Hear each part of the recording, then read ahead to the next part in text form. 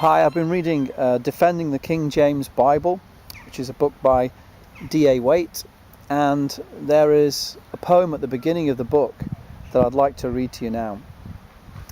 The poem is by John Clifford, and it's called The Anvil of God's Words.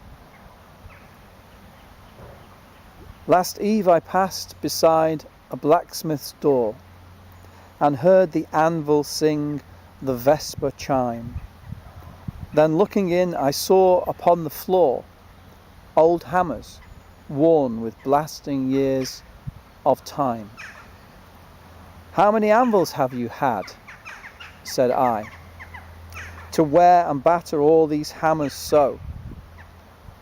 "Just one," said he, and then with twinkling eye, "The anvil wears the hammers out, you know."